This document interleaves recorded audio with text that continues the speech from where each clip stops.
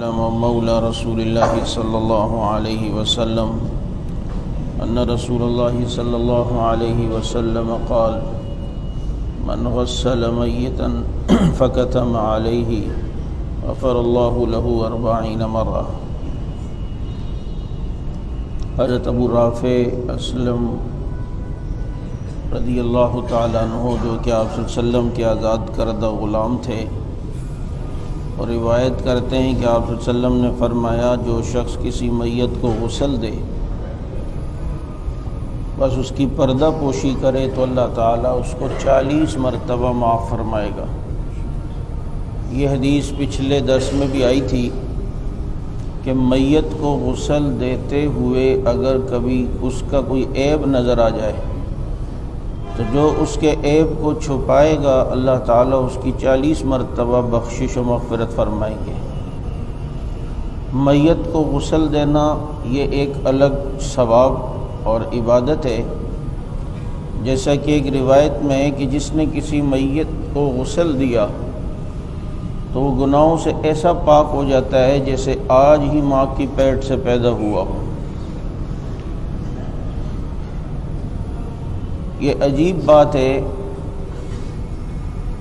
کہ میت کے متعلق چونکہ احکامات چل رہے تھے تو یہ عجیب بات ہے کہ گھر میں کسی کا انتقال ہو جائے تو بجائے خود غسل دینے کے مولوی صاحب کا انتظار ہوتا ہے، حالانکہ جو جتنا قریبی ہے وہ اس کو غسل دے۔ ساری زندگی بچپن میں ابا نے نہلایا ہے اور اب ابا جان دنیا سے گئے ہیں تو بچے کو ابا کو ہاتھ لگاتے ہوئے جو ہے نا وہ ڈر لگتا ہے، تو اس لیے میت کو غسل دینا ایک الگ ثواب ہے اور عبادت ہے۔ تو بہتر یہی ہے کہ جو میت کا قریبی رشتہ دار ہو وہ میت کو غسل دے، اور اگر اسے غسل دینے کا طریقہ نہیں آتا تو پھر کسی اور غسل کے طریقہ جسے آتا اسے بلا لے۔ غسل کے متعلق یہ بات یاد رکھیں کہ میت کو جو غسل دے تو اس کے لیے مستحب ہے کہ وہ پہلے خود غسل کرے، اور میت کو غسل دینے کے بعد وہ دوبارہ غسل کرے، یہ مستحب ہے، ضروری نہیں ہے۔ عوام میں یہ مسئلہ پتہ نہیں کہاں سے آ گیا کہ وہ یہ سمجھتے ہیں جس نے میت کو غسل دیا تو اب اس پر خود غسل واجب ہو جاتا ہے۔ تو بھائی خود اس پر غسل واجب نہیں ہوتا، یہ ایک مستحب عمل ہے، اچھا عمل ہے، کر لیا تو ٹھیک ہے، نہیں کیا تو کوئی مسئلہ نہیں ہے، لیکن میت کو غسل دینے سے پہلے خود غسل کرنا، میت کو غسل دے کے پھر دوبارہ خود غسل کرنا، یہ ایک مستحب اور ثواب کی چیز ہے لیکن ضروری نہیں ہے۔ تو میت کو غسل میں نے ابھی کہا کہ قریبی رشتہ دار دیں تو وہ زیادہ بہتر ہے۔ بہت سی جگہوں پر جیسا کہ میں کہا کرتا ہوں عموماً کہ میت کے متعلق بڑی بدشگونیاں پائی جاتی ہیں کہ جی وہ سایہ لگ جائے گا، یہ ہو جائے گا، وہ ہو جائے گا۔ ساری زندگی جس نے حلال حرام نہیں دیکھا اولاد اور میاں اپنی بیوی کے لیے، آج وہ اس کے قریب، میت کے قریب اکیلے میں بیٹھنے کے لیے تیار نہیں ہے۔ تو یہ پھر دیکھ لیں، جو کچھ کرنا ہے آخرت کے لیے خود ہی کرنا ہے، کسی کے بھروسے پہ نہیں بیٹھنا، ورنہ یہ اولاد بھی 2-3 دن بس لوگوں کے دعائیں لے لے گی اور تعزیت کرے گی، اس کے بعد پھر گیا فنش، بھول گئے۔ تو جو کچھ کرنا ہے خود اپنے لیے خود دنیا ہی میں کرنا ہے۔ تو اب میت کو غسل دیتے ہوئے بھی اتنا ڈر لگتا ہے، یہاں تک کہ آپ نے دیکھا ہوگا، میں یہ بات بھی عموماً کہتا ہوں کہ میت کو غسل دے دیا نا تو اب وہ جو اس کا صابن ہے وہ بھی مولوی صاحب کو دے دیں گے، یار یہ مولوی صاحب کو دے دو، بیچارہ غریب ہے، اور اس کی جو چٹائی ہے وہ بھی مولوی صاحب کو، حالانکہ ڈر اس کو لگ رہا ہوتا ہے کہ اس صابن میں اب سایہ لگ گیا ہے۔ یہاں تک کہ جس تولیے سے میت کو صاف کیا، یار یہ تولیہ بھی دے دو، کفن کی جو چادر اضافی بچ گئی یہ بھی مولوی صاحب کو، بس جی دے دو مولوی صاحب کو، یار کیا کریں بھی، مولوی صاحب بیچارہ بہت غریب ہے، اور ڈر اپنا ہے کہ اس پہ سایہ لگ گیا ہے اور اس پہ چھو آ گیا اور یہ آ گیا اور وہ آ گیا ہے، اور اتنے سیاڑے ہیں اگر میت کے ہاتھ میں خوبصورت کیسیو یا راڈو یا الفجر گھڑی ہے یہ نہیں دیں گے مولوی کو، اس پہ بھی تو سایہ ہے۔ اگر میت ہشپا پیس کے چپل پہنے ہوئے تو وہ نہیں دیں گے، وہ نہیں ابا کی نشانی ہے وہ میں رکھوں گا۔ اگر ربن کے چشمے ابا نے پہنے ہوئے اور اس حالت میں دنیا سے گئے تو نہیں، حالانکہ روح کو آنکھیں دیکھ رہی ہوتی ہیں، اس پہ زیادہ سایہ لگتا ہے، تو لہذا یہ وہ نہیں دیں گے۔ دیں گے تو کیا جو اندر پسینے والی بنیان ہے وہ مولوی صاحب کو دیں گے، یا اس سے لگا ہوا جو ہے وہ کیا کہتے ہیں صابن ہے وہ دے دیں گے، یا چٹائی دے دیں گے، یا وہ دے دیں گے۔ باقی مہنگی چیزیں تو ابا کی جی نشانی ہے، یہ تو ہم اپنے پاس رکھیں گے کیونکہ ابا سے بڑی محبت تھی۔ تو یہ جو ہے وہ ہمارے عقیدے اور یہ ہمارا حال ہے۔ تو یہ سب کچھ کم علمی اور جہالت کی وجہ سے ہوتا ہے کہ جی اس میں سایہ ہے، اس میں یہ ہے، اس میں وہ ہے۔ ہندو نہیں، کوئی آدمی مرتا ہے اس کو جب اس کی چتا کو جلا کر آتے ہیں تو گھر پہ کوا آ کے بیٹھے یا کوئی بھی پرندہ تو کہتے ہیں اس میں اس کی روح آ گئی، اب وہ گھر پہ آ گئے۔ تو ایسے بہت سارے جو ہے وہ چیزیں ہمارے ہاں رائج ہیں۔ میت پڑی ہوتی ہے تو بیوی کو بعض دفعہ لوگ دیکھنے نہیں دیتے، نہیں آپ میت کو نہیں دیکھ سکتی، اور شوہر کو تو دیکھنے ہی نہیں دیتے بہت سارے لوگ جگہوں پر۔ حالانکہ یہ مسئلہ پہلے بھی کئی بار بتایا جا چکا ہے کہ اپنی بیوی کا شوہر چہرہ دیکھ سکتا ہے اس کے مرنے کے بعد، اسے ہاتھ نہیں لگا سکتا، لیکن بیوی شوہر کو دیکھ بھی سکتی ہے اور اس کو ہاتھ بھی لگا سکتی ہے، کیونکہ 4 مہینے 10 دن تک اس کی بیوی ہے یہ، تو اس لیے یہ بیوی اپنے شوہر کو ہاتھ بھی لگا سکتی ہے، دیکھ بھی سکتی ہے، لیکن شوہر اپنی بیوی کو دیکھ سکتا ہے، ہاتھ نہیں لگا سکتا۔ کتنی جگہوں پر دیکھا گیا ہے کہ بیوی کے جنازے کو کندھا نہیں دیتے، کہتے نہیں شوہر کے لیے جائز نہیں ہے۔ ابے محلے کے دوسرے جو غیر محرم ہے وہ دے رہے ہیں کندھا، اور جو ساری زندگی اس کے ساتھ رہا ہے وہ جنازے کو کندھا بھی نہیں دیکھ سکتا۔ یہ کون سی لاجک ہے اور یہ کون سی بات ہے؟ تو یہ بھی اپنی طرف سے بنائے ہوئے جو ہے وہ لوگوں کے مسائل ہیں۔ یہاں تک کہ اگر کسی ایسی جگہ پر کوئی آدمی مر گیا جہاں کوئی مرد نہیں ہے تو بیوی اپنے شوہر کو غسل بھی دے سکتی ہے، لیکن شوہر جو ہے وہ اپنی بیوی کو ہاتھ لگا کے غسل نہیں دے گا۔ اگر کوئی نہیں ہے، ایسی سچویشن ہے کوئی وہاں کوئی نہیں ہے تو اوپر سے صرف پانی بہا دے گا، اسے ہاتھ نہ لگائے۔ تو اس لیے یاد رکھیں میت کو غسل خود دینا، اور قریبی جتنا رشتہ دار ہو وہ دے۔ تو اب وہ غسل دیا کیسے جاتا ہے تاکہ ہمیں طریقہ تو پتہ چلے۔ اب ظاہر بات ہے جب پتہ ہی نہیں ہے تو غسل کیسے دیں گے؟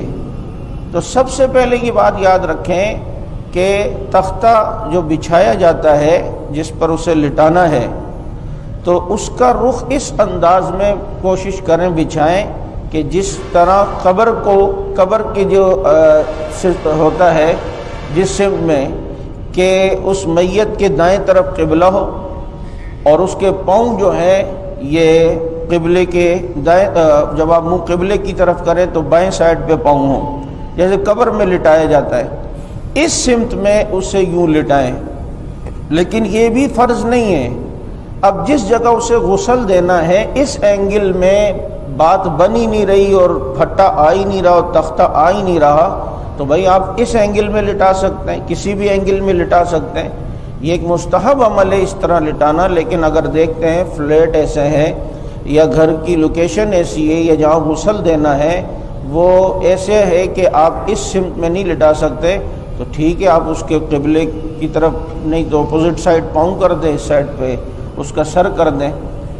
اب اس کے بعد سب سے پہلی بات یہ یاد رکھیں میت کو یوں آپ نے کیا کہتے ہیں جب لٹا دیا تو یہ میں مختصر سے صرف بتا رہا ہوں کہ اگر تاکہ یاد رہے، اس کے اندر مسائل کے بھی مسائل ہیں وہ پھر بہت پیچیدہ ہو جائے گا۔ سب سے پہلے پانی وغیرہ کا انتظام کر لیں، ہلکا نیم گرم ہو موسم کے لحاظ سے، اچھا یہاں یہ بھی دیکھا ہے جون جولائی کی گرمی ہے تو اس میں بھی پانی گرم ضرور کرنا ہے. ابا نے ساری زندگی چونکہ ستایا ہے نا اس کو، ابھی تو پانی گرم ڈالوں گا. تو اس لیے ابے بھائی موسم کے لحاظ سے دیکھو کہ اپنے پہ قیاس کرو. تم زندہ ہو، اس وقت موسم کیسا چل رہا ہے کہ جس طرح آپ کو جو پانی سمجھتے ہیں کہ اس موسم کے لحاظ سے ایسا ہونا چاہیے تو ویسا کریں. اب جون جولائی کی گرمی، اس میں بھی اتنا گرم گرم پانی جو ہوتا ہے، تو یہ پانی آپ اپنا انتظام کریں. اور اس کے ساتھ ساتھ جو یہ کفن والے جو ہوتے ہیں یہ پورا وہ دیتے ہیں سامان، اس میں گلوز بھی ہوتے ہیں، اور اسی طرح بعض دفعہ وہ نیم کے پتے ٹائپ کی بھی چیز دیں گے، اسے آپ پانی میں بھلے ڈال لیں تاکہ پانی جو ہے نیم والا ہو جائے، تاکہ اس سے میل شیل اتر جاتی ہے. لیکن چونکہ آج کل صابن بھی ہے تو صابن بھی استعمال کر سکتے ہیں، لیکن اس پانی میں یہ نیم کے پتے ڈالنا یہ اچھی بات ہے اور مستحب ہے، تاکہ اسے جو ہے وہ جوش دیا جائے، تاکہ اس میں اچھی طرح اس کے پتوں کی تاثیر جذب ہو جائے اور پھر اسے ٹھنڈے پانی میں لا کے معتدل کر دیا جائے. یہ انتظام آپ نے کیا. اب میت کے اپنے کپڑے اتارنے ہیں. پہلے قمیض اتاریں اور اتارنے کی کوشش کریں، مال ضائع نہ ہو. اور یہاں اتارنے کی کوشش نہیں کی جاتی، فوراً قینچی لاؤ جی، کپڑے کاٹ دیے جاتے ہیں. ہاں یہ کاٹیں گے اس وقت کہ جب اس کی قمیض اتارنا مشکل ہو رہی ہو، تو ایسی صورت میں پھر کپڑے کاٹیں، ورنہ یہ کپڑے جو اس کے اتریں گے یہ بھی وراثت میں تقسیم ہوں گے، یہ بھی وراثت میں تقسیم ہوں گے. چنانچہ اب میت کے جو ہے اوپر ایک کپڑا ڈال کے پھر اس کی جو ہے وہ شلوار اتاری جائے تاکہ سطر پہ نظر نہ پڑے. آپ صلی اللہ علیہ وسلم نے حضرت علی رضی اللہ تعالیٰ عنہ سے فرمایا، علی نہ تو زندہ کی ران دیکھ سکتا ہے نہ مردہ کی، نہ زندے کی ران دیکھنا نہ مردے کی، اس لیے یہ ران دیکھنا دکھانا یہ حرام ہے، ناجائز ہے. یہ جو چڈے پہننے والے برگر بچے ہیں نا، یہ ذرا نوٹ کر لیں. گرمیوں میں بیٹھے ہوئے ہوتے ہیں اتنے اتنے چڈے پہن کے، گھٹنے بھی نظر آ رہے ہوتے ہیں، جتنے لوگ دیکھ رہے ہیں سب کا گناہ بھی مل رہا ہے اور اس کو سطر نہ چھپانے کا گناہ بھی مل رہا ہے. ہمارے نبی نے فرمایا ٹخنوں سے اوپر شلوار رکھو تو شرم آتی ہے، اور انگریز کے کلچر میں گھٹنے دکھانے کے لیے تیار ہے اور نبی کے کہنے پہ ٹخنے دکھانے کے لیے تیار نہیں ہے. یہ تو ہمیں محبت ہے. تو اسی طرح بہت سے تندور والی جگہوں پہ آپ نے دیکھا ہوگا، روٹی جو لگانے والا ہوتا ہے اس نے بھی لنگی شنگی پہنی ہوتی ہے، حضرت کے گھٹنے بھی پورے جو ہے وہ نظر آئے ہوئے ہوتے ہیں. تو اس طریقے سے اپنا سطر دکھانا اور ایسے کپڑے پہننا جس میں سطر نظر آ رہا ہو یہ جائز نہیں ہے. تو اس لیے کپڑا اوپر ایسا موٹا ڈالا جائے کہ ابھی آپ نے جب پانی ڈالنا شروع کرنا ہے تو کپڑے گیلا ہونے کے بعد اس کا جسم واضح نظر نہ آنے لگ جائے. تو اس لیے اس کو پہلے آپ نے سطر، پھر اس کے جو ہے ایزار یا شلوار وہ اتارنی ہے. ہاتھوں میں گلوز پہن لیں جو کپڑے کے وہ دیں گے. تو 3 مرتبہ میت کو استنجا کروانا ہے، یعنی استنجا کروانا ہے، اور استنجا کرانے کے بعد پھر اسے وضو کرانا ہے. اس کے دونوں ہاتھ دھلا دیں. اب کلی تو وہ نہیں کر سکتا تو روئی کو گیلا کر کے اس کے منہ میں جہاں تک وہ روئی جا سکتی ہے آسانی سے تو ماریں، پھر روئی کو گیلا کریں، پھر دوبارہ اس کے ماریں، پھر روئی کو گیلا کریں، پھر اس کے منہ میں گھما دیں یا اوپر ظاہری طور پر گھما دیں. اور اسی طرح پھر روئی کو گیلے کر کے دونوں نتنوں میں گھما دی، پھر گیلا کیا، پھر دونوں نتنوں میں، پھر گیلا کیا، پھر دونوں نتنوں میں. تو یہ 3 دفعہ سمجھے کلی ہو گئے، اور 3 دفعہ سمجھیں ناک میں آپ نے اس کے پانی ڈال دیا. اب اس کا اگر منہ تھوڑا کھلا ہے تو منہ پر اور ناک کے اندر روئی دبا دیں، کیونکہ ابھی آپ نے اس کو منہ دھلانا شروع کرنا ہے تو پانی ناک میں نہ چلا جائے. تو روئی ناک میں اور منہ میں لگا دی اور اوپر اس کا چہرہ 3 مرتبہ دھو دیا. پھر اس کے بازو دونوں جو ہیں کونی تک دھو لیے۔ اس میں 2 آدمی 3 آدمی بھی جو ہے وہ مل کے غسل دے سکتے ہیں، ایک پانی ڈالنے والا ہو، ایک اعضاء کا ملنے والا ہو، تو یہ صورت بھی ہو سکتی ہے۔ اور تیسرے چوتھے کی بھی ضرورت پڑ سکتی ہے کہ میت کو دائیں بائیں کروٹ جب کروانا ہوگا تو اس میں بندے کی ضرورت ہوگی، تو اس کے دونوں کونیوں تک بازو دھو لیے، پھر اس کے سر کا مسح کرائے، پھر پاؤں دھوئیں، اور اب میت کو پھر غسل دینا شروع کریں۔ اس کے سر کو پہلے گیلا کر کے اچھی طرح صابن مل لیں، اور پھر اس کے دائیں طرف میں پہلے صابن ملیں، پھر بائیں طرف میں، پھر اس کے بعد اس پر پانی ڈالنا شروع کر دیں، اور کیا کہتے ہیں 3 مرتبہ ڈالیں تو یہ زیادہ بہتر ہے۔ تو آپ نے اس کا سر پہ پانی ڈال لیا، اب میت کو الٹی کروٹ پہ لٹائیں، تو پہلے یہ سیدھی طرف کا جو پیٹھ کا حصہ ہے اس کو آپ نے پانی بہا کے صابن رگڑ کے دھو لیا، اب پاؤں تک، پھر اس کے بعد اسے سیدھی کروٹ پہ لٹائیں، تاکہ اس کے جو اب الٹی سائڈ پہ آپ نے دھونا شروع کرنا ہے نا، تو سامنے کا فرنٹ حصہ تو آپ نے دھو لیا، لیکن کمر کے حصے کے لیے اسے سیدھی طرف کروٹ پہ لٹائیں تو اس کی الٹی طرف کی کمر ظاہر ہوگی۔ اب یہاں پر جو ہے وہ دھو لیں، اور پورے الٹے پاؤں تک جو ہے اسی طریقے سے آپ نے دھو لیا، بس یہ میت کا غسل ہو گیا۔ اس میں کون سا اتنا مشکل کام ہے کہ جو مولوی صاحب کو بلاتے ہیں یا اس کو بلاتے ہیں تو خود جو ہے اپنے قریبی کا یہ حق ہے کہ اس کو غسل جو ہے وہ خود دیا جائے، اور اگر کبھی کنفیوز ہو جائے اس بات پہ کہ یار کیا تھا، بس اس کو پورا گیلا کر دیا تو بس کا غسل ہو گیا۔ تو اتنی ٹینشن لینے کی ضرورت نہیں ہے کہ یہ پہاڑ نہیں کھودنا کہ یار یہ نہ ہو جائے، نہ وہ نہ رہ جائے، اسے پورا گیلا کر دیا تو یہ ہو گیا۔ جیسے زندہ کے لیے ہے کہ اگر اس نے پورا اپنے جسم کو گیلا کر لیا اور کلی کر لی اور ناک میں پانی ڈال دیا تو بس کا غسل ہو گیا۔ سنت کے مطابق غسل کرنا یہ ایک الگ چیز ہے، لیکن اگر کسی نے سنتوں کو نہیں جانتا، اپنے جسم کو پورا گیلا کر لیا، کلی کر لی، ناک میں پانی ڈال لیا تو اس کا غسل ہو جائے گا۔ اب اس کو کسی خشک کپڑے سے صاف کر دیا تاکہ یہ گیلا پن اس کا ختم ہو جائے۔ اس کے بعد میت کے کفن کی باری ہے، تو کفن کے اندر یہ یاد رکھیں، کوئی پین دکھائیں، یہ رومال بھی دے دیں۔ اب مثال کے طور پر کفن میں 3 کپڑے ہوتے ہیں مرد کے، اور عورت کے کفن میں 5 کپڑے ہیں۔ مرد کے کفن میں 3 کپڑے کون سے؟ ایک بڑا لفافہ، ایک اس کی بغیر سلی ہوئی قمیض، اور ایک اس کی بغیر سلی ہوئی لنگی ایزار۔ عورت کے بھی یہ تینوں کپڑے ہوں گے، لیکن 2 چیزوں کا اضافہ ہوگا، ایک عورت کا دوپٹہ اور ایک عورت کا سینہ بند، یعنی اس کے سینے کو اوپر سے یوں پیچھے گٹھان لگا دیں۔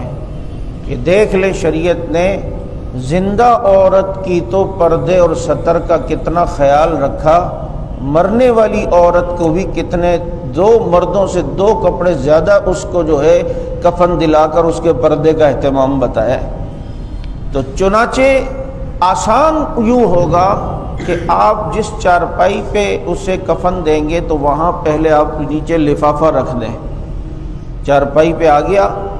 اب جہاں آپ نے میت کو قمیض پہنانی، آپ کو پتہ ہے اس کا سر یہاں آئے گا، تو آپ دیکھیں یہ مثال کے طور پہ بغیر سلی ہوئی قمیض ایسے ہوتی ہے، بیچ میں اس کا گلا بنا ہوتا ہے، تو آپ یوں حصہ کھول کے کوئی ساتھی اس کو پکڑ لے اس حصے کو تاکہ نیچے گیلا ہو تو کفن گیلا نہ ہو۔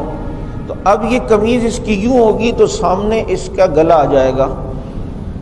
اس کے آپ کو پتہ ہے اس کو میں نے ابھی اٹھا کے لٹانا ہے تو اس کی ناف سے لے کر ٹخنوں تک حصہ اتنی جگہ پہ آئے گا، تو وہاں آپ کھول کر پہلے سے اس کی لنگی رکھ دیں۔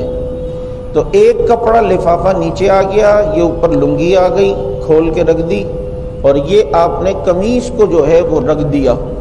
اب جب آپ نے یوں میت کو لا کے لٹایا تو یوں آپ قمیص کے اس حصے کو جب یوں کریں گے تو اب اس کی قمیض اوپر آ جائے گی، یہ جو لفافہ ہے نیچے جو ایزار ہے، اس کو آپ نے بائیں طرف والے کو پہلے کر دینا ہے اور دائیں طرف والے کو اوپر کرنا ہے، اور جو نیچے لفافہ ہے پھر چونکہ وہ رہ گیا، ابھی آپ نے لنگی اس کو پہنا دی، تو لفافے کو بھی جو بڑا والا کپڑا ہوتا ہے اس کو بائیں طرف والے کو آپ لائیں اور دائیں طرف والے کو اوپر کرنا ہے، دائیں طرف والے کپڑے کو اوپر کرنا ہے۔ یہ مثال کے طور پہ میت ہے تو یہ بائیں طرف کو آپ نے نیچے رکھنا ہے اور دائیں طرف والے کپڑے کے اوپر رکھنا ہے، اس طریقے سے جو ہے۔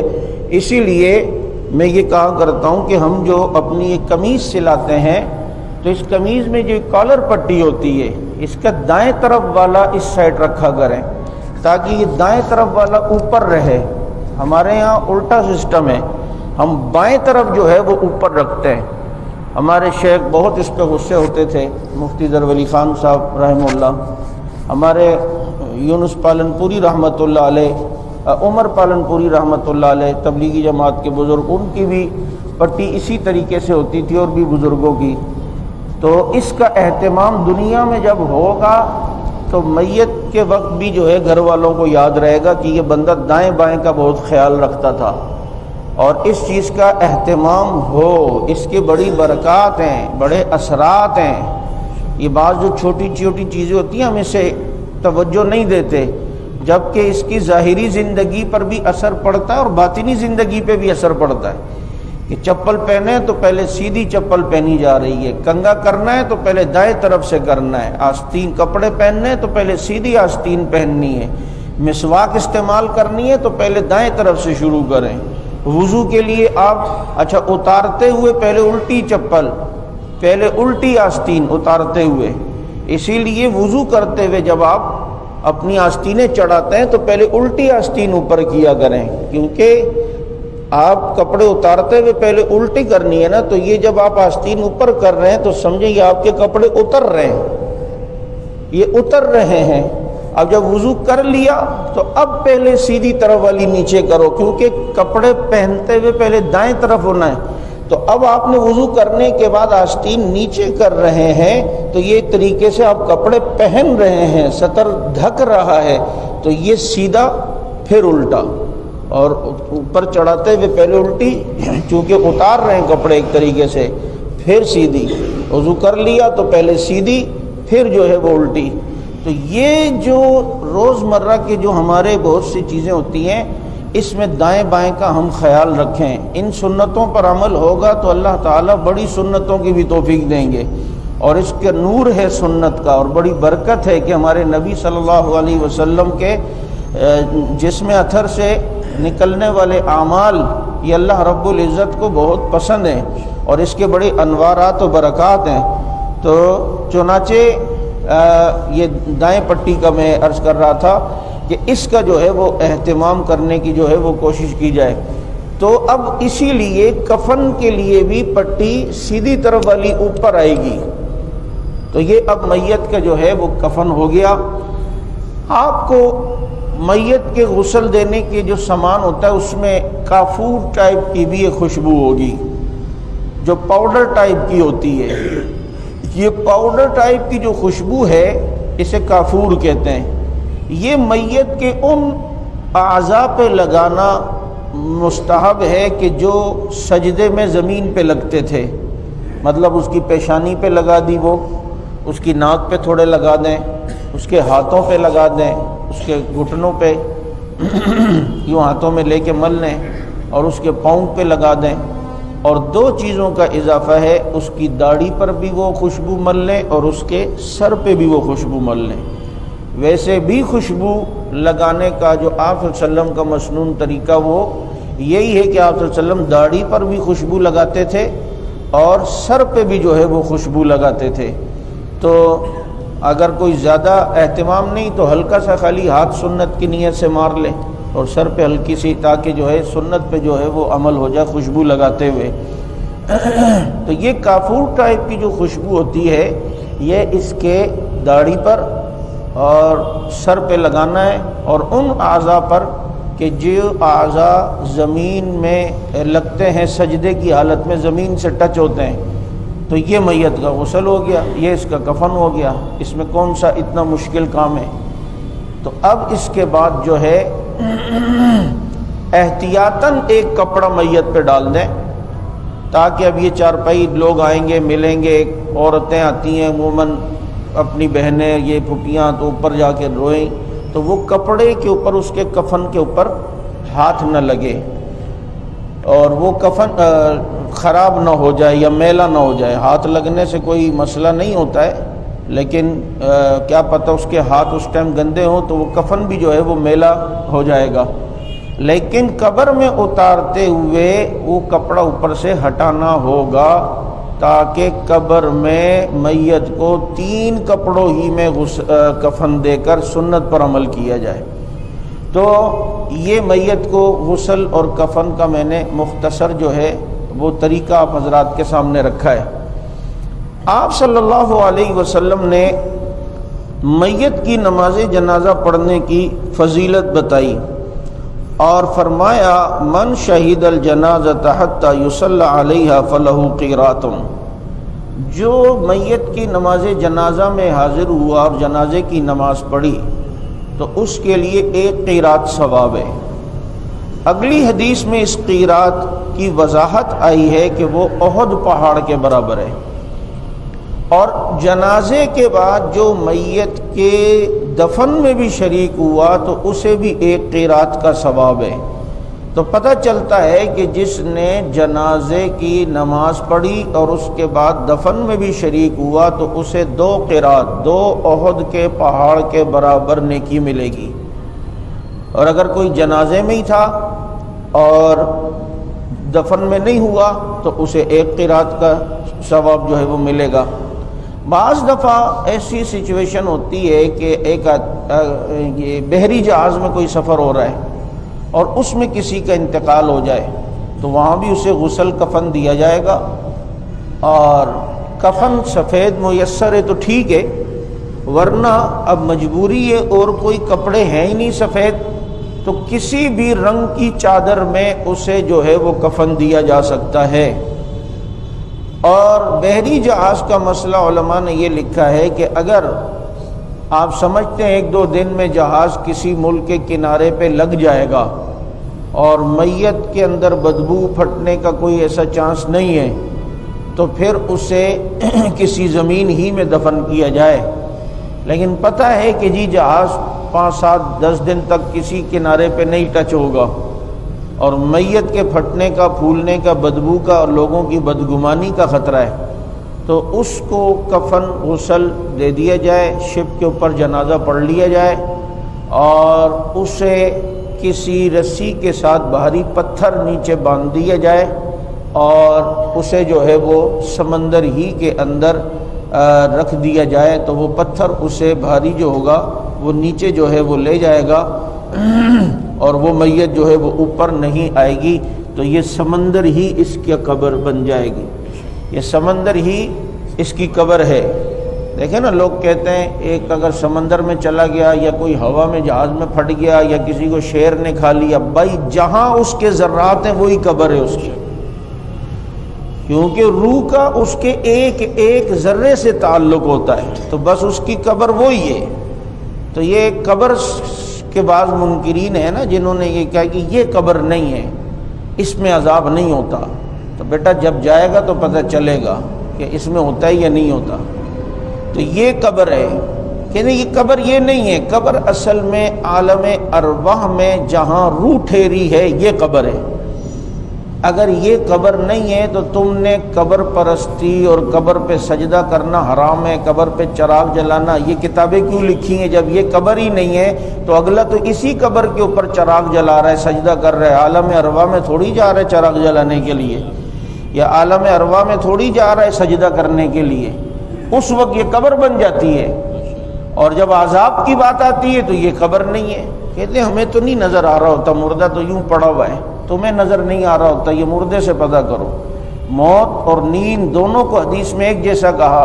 جیسے نیند کی حالت میں انسان کو بڑی تکلیف ہو رہی ہوتی ہے جب وہ خواب میں دیکھ رہا ہوتا ہے اس کی روح کے پیچھے بہت بڑا اژدہا لگا ہوا ہے اور بہت بڑا جو ہے وہ کالا کوئی سانپ اس کے پیچھے لگا ہوا ہے، تو اسے ایک ڈر سا رہتا ہے اور وہ بڑا گھبرا رہا ہوتا ہے. اور جب صبح اٹھتا ہے ایک دم گھبرا کے پسینہ پسینہ اور ہوتا ہے، بلڈ پریشر. اب سامنے جو بیٹھا ہے اسے تو نہیں پتہ اس کے ساتھ کیا گزر رہی ہے، لیکن اثرات پڑے یا نہیں پڑے. تو عذاب تکلیف روح دیکھ رہی ہے لیکن اس کے اثرات جسم پہ پڑتے ہیں. کوئی بھی ڈراؤنا ایسا خواب آپ دیکھ لیں، جب آپ اٹھتے ہیں کافی دیر تک دماغ جو ہے نا عجیب سن ہوا ہوتا ہے، ہاتھ پاؤں کپ کپا رہے ہوتے ہیں. بیگم کہتی خیر تو ہے، کیا ہو گیا، خواب میں مجھے تو نہیں دیکھ لیا، تو آپ بڑے پریشان ہو رہے ہیں. تو وہ جو ہے آدمی کہتا ہے کہ بس تیری جیسی کوئی چیز تھی اس کو میں نے دیکھا اس لیے دیکھو یہ حال ہوا ہے. تو اب دیکھیں عذاب بھی آدمی محسوس کرتا ہے، اور پھر میں مثال دیا کرتا ہوں تلذذ بھی محسوس کرتا ہے.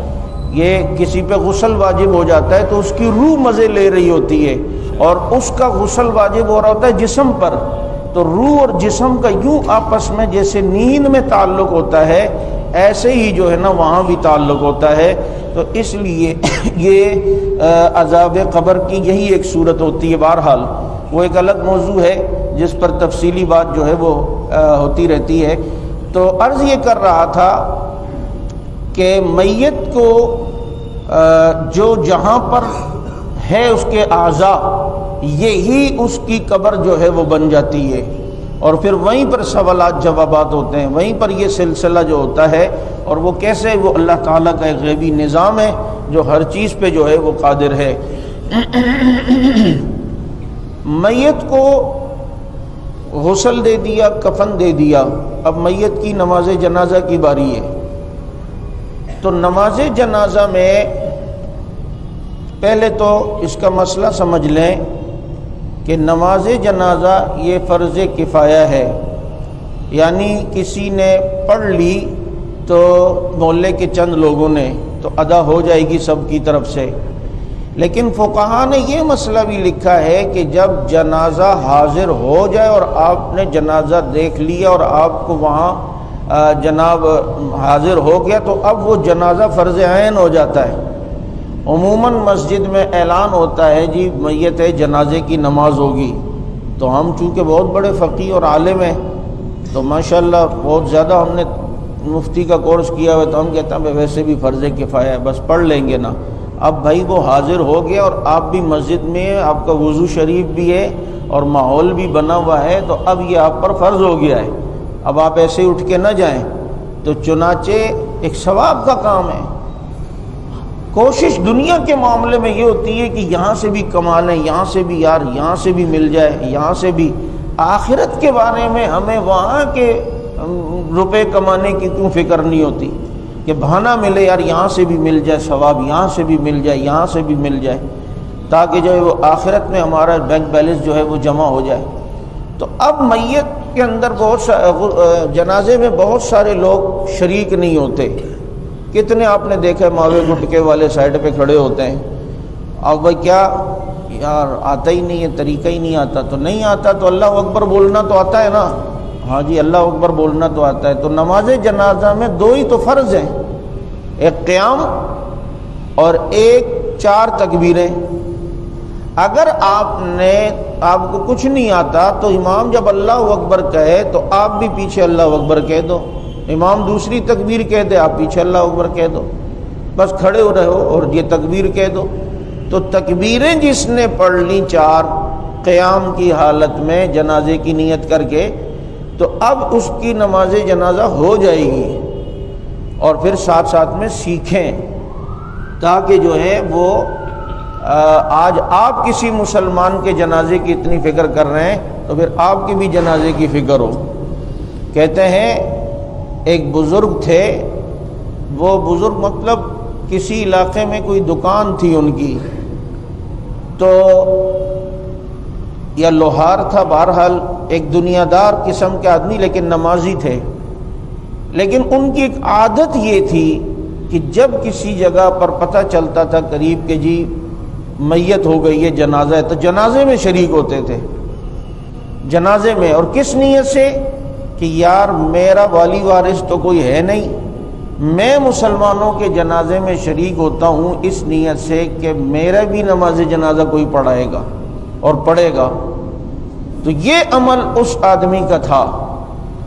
اتفاق ایسا ہوا کہ اسی دن جس دن ان کا انتقال ہوا، اس دن غالباً امام احمد بن حنبل رحمۃ اللہ علیہ کا بھی انتقال ہوا، اور تقریباً 10 لاکھ افراد ان کی نماز جنازہ میں شریک ہوئے۔